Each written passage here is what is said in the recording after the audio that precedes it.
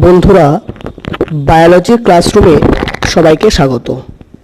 আমরা গত কয়েকটা ভিডিও ধরে যে বিষয়টি নিয়ে আলোচনা করছি সেটা হচ্ছে জীববৈচিত্র্য। দেখো, আমরা আলোচনা করেছি জীববৈচিত্র্য কী বা জীববৈচিত্র্যের গুরুত্ব, জীববৈচিত্র্য কীভাবে হ্রাস পায় সেটা আমরা আলোচনা করেছি। আজ এই ভিডিওটিতে আমরা যে বিষয়টি নিয়ে আলোচনা করব সেটি হচ্ছে জীববৈচিত্র্যের স্তরসমূহ বা লেভেলস অফ বায়োডাইভার্সিটি। জীববৈচিত্র্যের কটা স্তর রয়েছে? না, জীববৈচিত্র্যে তিনটি স্তর রয়েছে। এক নম্বর কি? না, এক নম্বর হচ্ছে ইকোলজিক্যাল ডাইভার্সিটি বা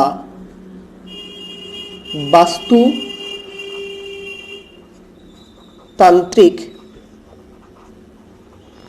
বৈচিত্র্য। দ্বিতীয় কি রয়েছে? দ্বিতীয় নম্বর রয়েছে প্রজাতি বৈচিত্র্য এবং তিন নম্বর রয়েছে জেনেটিক ডাইভার্সিটি বা জিনগত বৈচিত্র্য। আমরা এই বাস্তুতান্ত্রিক বৈচিত্র্য, প্রজাতি বৈচিত্র্য এবং জিনগত বৈচিত্র্যকে বোঝার চেষ্টা করি। আমরা প্রথমে চলে আসছি যে বাস্তুতান্ত্রিক বৈচিত্র্যটা কি। ধরো, তোমার বাড়ি হচ্ছে সুন্দরবন, ঠিক আছে? এটি হচ্ছে তোমার বাড়ি সুন্দরবন। তোমার বাড়ির পাশে রয়েছে পুকুর, পুকুরের পরেই রয়েছে ঘাস ক্ষেত, তারপরে রয়েছে সুন্দরবন জঙ্গল। দেখো, তুমি এখানে কি দেখতে পাচ্ছ এই ছবিটিতে? না, এখানে গাছ রয়েছে সুন্দরবন জঙ্গলে। সেই গাছের পাতা খেয়ে বেঁচে থাকে কে? হরিণ। হরিণকে খেয়ে বেঁচে থাকে কে? বাঘ। তাই বলতে পারি এখানে একটা বনের বাস্তুতন্ত্র গড়ে উঠেছে, হ্যাঁ কি না? বনে গাছ রয়েছে, গাছের পাতা খেয়ে বেঁচে রয়েছে হরিণ, হরিণকে খেয়ে বেঁচে রয়েছে বাঘ। এর ফলে কি হচ্ছে না, বনের বাস্তুতন্ত্র গড়ে উঠছে। এবার দেখো, বনের পাশে কি রয়েছে? ঘাস। সেই ঘাসের মধ্যে বাস করছে কে?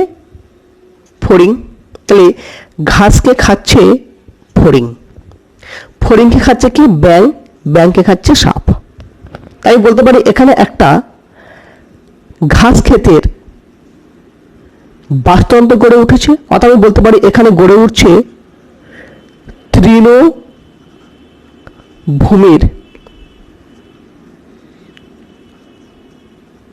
বাস্তুতন্ত্র। এরপরে কি রয়েছে দেখো, এরপর রয়েছে আমার পুকুর। সেই পুকুরে কি রয়েছে? পুকুরে রয়েছে সবুজ শ্যাওলা। সেই সবুজ শ্যাওলাকে খাচ্ছে ছোট মাছ। এই ছোট মাছ খেয়ে মারছে কে? বড় মাছ। তাই বলতে পারি যে এখানে পুকুরে সবুজ শ্যাওলা, তাকে খেয়ে বেঁচে থাকে ছোট মাছ, তাকে খেয়ে বেঁচে থাকে বড় মাছ। অর্থাৎ এখানে গড়ে উঠছে একটি বাস্তুতন্ত্র, তাকে আমরা বলছি পুকুরের বাস্তুতন্ত্র, ঠিক আছে? অর্থাৎ দেখো, কোন একটা নির্দিষ্ট জায়গাতে আমরা যদি দেখি তাহলে দেখতে পাবো যে সেখানে বিভিন্ন রকমের বাস্তুতন্ত্র রয়েছে। এই যে কোন একটা নির্দিষ্ট জায়গাতে বিভিন্ন রকমের যে বাস্তুতন্ত্র রয়েছে, এটাকে বলা হচ্ছে বাস্তুতান্ত্রিক বৈচিত্র্য, ঠিক আছে? একটি নির্দিষ্ট জায়গাতে, একটি নির্দিষ্ট স্থানে যে বিভিন্ন রকমের বাস্তুতন্ত্র থাকে তাকে বলা হয় বাস্তুতান্ত্রিক বৈচিত্র্য। দ্বিতীয় কি চলে আসছে আমাদের? দ্বিতীয় লেভেলটা হচ্ছে প্রজাতি বৈচিত্র্য। দেখো, আমি যদি এই তৃণভূমির বাস্তুতন্ত্রটা ধরি তাহলে কি দেখতে পাবো? তাহলে আমার এখানে তিনটে বাস্তুতন্ত্র ছিল, বনের বাস্তুতন্ত্র, তৃণভূমির বাস্তুতন্ত্র, পুকুরের বাস্তুতন্ত্র। আমি তার মধ্যে শুধুমাত্র নিচ্ছি তৃণভূমির বাস্তুতন্ত্র, অর্থাৎ তিনটার মধ্যে আমি একটাকে সিলেক্ট করলাম। যখন নিতে পারি আমি তৃণভূমি নিলাম। দেখো, তৃণভূমিতে কি শুধু একই রকমের জীব রয়েছে? না, আমি যদি এখানে যদি দেখি যে এখানে কি কি প্রজাতির জীব রয়েছে, না এখানে ঘাস রয়েছে, তাহলে ঘাসের প্রজাতি রয়েছে, তাকে খেয়ে বেঁচে থাকে সেই ফড়িংয়ের প্রজাতি রয়েছে, ফড়িংকে খেয়ে বেঁচে থাকে ব্যাঙ, তার প্রজাতি রয়েছে, ব্যাঙকে খেয়ে বেঁচে থাকে সাপ, তার প্রজাতি রয়েছে। তাহলে আমরা বলতে পারি যে এই যে তৃণভূমির যে বাস্তুতন্ত্র বা একটা নির্দিষ্ট বাস্তুতন্ত্র, সেখানে বিভিন্ন প্রজাতির জীবেরা বসবাস করে।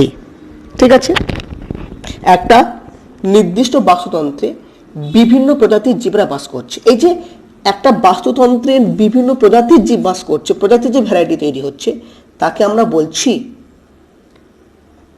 প্রজাতি বৈচিত্র্য। কি বোঝা গেছে না? গেল না? একটা বাস্তুতন্ত্রের মধ্যে যে বিভিন্ন প্রজাতির জীব বাস করবে তাকে বলা হবে প্রজাতি বৈচিত্র্য। এই প্রজাতি বৈচিত্র্যটাকে আবার ভাগ করা হচ্ছে তিনটে ভাগে। কি কি ভাগ আসছে? একটাকে বলা হচ্ছে আলফা বৈচিত্র্য, আর একটিকে বলা হচ্ছে বিটা বৈচিত্র্য, আর একটিকে বলা হচ্ছে গামা বৈচিত্র্য। দেখো, আমি এই আলফা, বিটা এবং গামা বৈচিত্র্য কি একটু ছবির সাহায্যে দেখানোর চেষ্টা করি। ধরো এটা একটা আমার নির্দিষ্ট অঞ্চল, ঠিক আছে, ছবি দেখতে পাচ্ছ।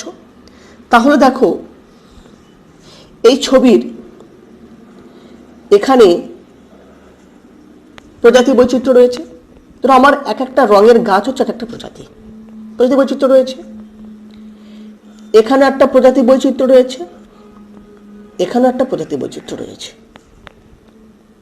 কি ঠিক আছে? এই যে এক একটা ছোট্ট অঞ্চলে যে প্রজাতির বৈচিত্র্য, এই যে এক একটা ছোট্ট অঞ্চলে যে প্রজাতির বৈচিত্র্য, এটা একটা আলফা বৈচিত্র্য, এটা একটা আলফা বৈচিত্র্য, এটা একটা আলফা বৈচিত্র্য। ঠিক আছে, আমরা বলছি একটি ক্ষুদ্র অঞ্চলে প্রজাতির যে বৈচিত্র্য তাকে বলা হচ্ছে আলফা বৈচিত্র্য। বোঝা যাচ্ছে না? গেল না? একটি ক্ষুদ্র ভৌগোলিক অঞ্চলে যে প্রজাতির বৈচিত্র্য পাওয়া যাচ্ছে, এই ছোট্ট ভৌগোলিক অঞ্চলে যে বিভিন্ন ধরনের প্রজাতিগুলো পাওয়া যাচ্ছে, এটা হচ্ছে আলফা বৈচিত্র্য। এরপর আমি চলে আসছি, তাহলে আমার আলফাটা বোঝা গেছে। গামাটা কি? তাহলে জানো এখানে আমার কটা আলফা বৈচিত্র্য কথা বলেছি। তাহলে এটা একটা আলফা বৈচিত্র্য, এটা একটা আলফা বৈচিত্র্য, এটা আলফা বৈচিত্র্য, তিনটা আলফা বৈচিত্র্য রয়েছে। এই যে আমি যদি তিনটাকে একসঙ্গে করি, এটা তাহলে এটা বিরাট বড় একটা ভৌগোলিক অঞ্চল। কি বিশাল বড় একটা ভৌগোলিক অঞ্চল। এই যে বৃহৎ যে ভৌগোলিক অঞ্চল, মানে এই আলফা বৈচিত্র্য, এই আলফা বৈচিত্র্য, এই আলফা বৈচিত্র্য, তিনটাকে যোগ করলে যে প্রজাতি বৈচিত্র্য হচ্ছে, তাকে আমরা বলছি গামা বৈচিত্র্য। ঠিক আছে, তাহলে এটা আমি বলছি যে এটা আলফা হচ্ছে ক্ষুদ্র ভৌগোলিক অঞ্চলে প্রজাতি বৈচিত্র্য। তাহলে গামা কি বলছি? বৃহৎ ভৌগোলিক অঞ্চলের প্রজাতি বৈচিত্র্য। অর্থাৎ অনেকগুলো আলফা বৈচিত্র্য যোগ করলাম, সেটা হলো গামা বৈচিত্র্য। বিটাটা কি? বিটা হচ্ছে কম্পেয়ার। মানে কি? ধরো এই একটা আলফা বৈচিত্র্য রয়েছে, একটা আলফা বৈচিত্র্য রয়েছে। এই দুটো প্রজাতি যে বৈচিত্র্য, এখানে কোন প্রজাতি আছে, এখানে কোন প্রজাতি নেই, এখানে কোনটা আছে, কোনটা নেই, এই জন্য কম্পেয়ার করছি। অর্থাৎ দুটো ভৌগোলিক অঞ্চলের মধ্যে প্রজাতি উপাদানের যে তারতম্য, সেটাকে বলা হচ্ছে বিটা বৈচিত্র্য। অর্থাৎ এটা আমরা বলছি এটা হচ্ছে আমাদের দুটো ভৌগোলিক অঞ্চলের মধ্যে প্রজাতি উপাদানের যে কম্পেয়ার করা, তারতম্য করা, সেটা হচ্ছে আমাদের বিটা বৈচিত্র্য। অর্থাৎ আমি এই একটা ভৌগোলিক অঞ্চল নিলাম, একটা ভৌগোলিক অঞ্চলে নিলাম, দেখছি যে এখানে কোনটা আছে, এখানে কোনটা নেই, এখানে কোনটা আছে, এটা কোনটা নেই, এখানে এটা আছে, এটাও আছে। এই যে দুটো আমি কম্পেয়ার করলাম, যেখানে নীল আছে, নীল আছে, এখানে এই ব্রাউন কালারটা আছে, এখানে ব্রাউন কালারটা নেই, এখানে পিঙ্ক আছে, এখানে পিঙ্ক আছে। তাহলে এই যে কি কি আছে দুটো অঞ্চলের মধ্যে, কোনটা নেই, এই যে কম্পেয়ার করা, এটা হলো আমার বিটা বৈচিত্র্য। তাই এটা হলো আমাদের প্রজাতি বৈচিত্র্য। জিনগত বৈচিত্র্য কি? ধরো আমি এই যে প্রজাতি বৈচিত্র্য পড়লাম, আমার এখানে ঘাস, ফড়িং, ব্যাঙ, সাপ এতগুলো প্রজাতি রয়েছে তৃণভূমির বাস্তুতন্ত্রে। আমি যদি এই ঘাস ক্ষেতের মধ্যে সাপ নিই, ধরো যতগুলো সাপ আছে সবাই কি একই রকমের হবে? না। দেখা যাবে যে কারোর গায়ের রংটা একটু উজ্জ্বল, কারোর গায়ের রংটা একটু কম, কেউ বেশি মোটা, কেউ কম মোটা, কারোর চোখটা একটু ধরো বড়, কারোর চোখটা ছোট। তাহলে আমি বলতে পারি যে এখানে যতগুলো সাপ পাওয়া যাবে সেই সাপগুলো সবাই কিন্তু একই রকমের নয়। অর্থাৎ একই প্রজাতির জীবের মধ্যে আমি বিভিন্ন রকমের বৈশিষ্ট্য পাচ্ছি। আমরা কি জানি, আমাদের প্রতিটি বৈশিষ্ট্য প্রকাশ পায় কার দ্বারা? জিন দ্বারা। আমাদের প্রতিটি বৈশিষ্ট্য প্রকাশ পাচ্ছে জিন দ্বারা। আমরা বলছি যে সাপের মধ্যে, মানে একই প্রজাতির জীবের মধ্যে আমি বিভিন্ন ভ্যারিয়েশন পাচ্ছি। তার মানে বলতে পারি যে ওই একই প্রজাতির সাপের মধ্যে ভিন্ন ভিন্ন জিন আছে বলেই আমরা সাপের মধ্যে এত ভ্যারিয়েশন পাচ্ছি। তাহলে আমি বলতে পারি যে এই যে সাপের মধ্যে যে বিভিন্ন বৈশিষ্ট্য রয়েছে, মানে একই প্রজাতির জীবের মধ্যে বিভিন্ন বৈশিষ্ট্য রয়েছে, তার কারণ হচ্ছে একই প্রজাতির জীবের মধ্যে বিভিন্ন ধরনের জিন রয়েছে। এই যে একই প্রজাতির জীবের মধ্যে যে বিভিন্ন রকমের জিন থাকে, সেই জিনগুলোকে একসঙ্গে বলা হচ্ছে জিনগত বৈচিত্র্য বা জেনেটিক ডাইভার্সিটি। তাহলে আশা করি তোমরা এই জীব বৈচিত্র্যের স্তরসমূহ বুঝতে পেরেছ। পরের ভিডিওতে আমরা এরকম কোনো একটা বিষয় নিয়ে আলোচনা করব। আর যারা এখনো পর্যন্ত আমার চ্যানেলটি সাবস্ক্রাইব করনি, অবশ্যই করে চ্যানেলটিকে সাবস্ক্রাইব করো, তাহলে এরকম আমরা পড়াশুনো সম্পর্কিত কিছু ভিডিও আমরা পেতে পারবো।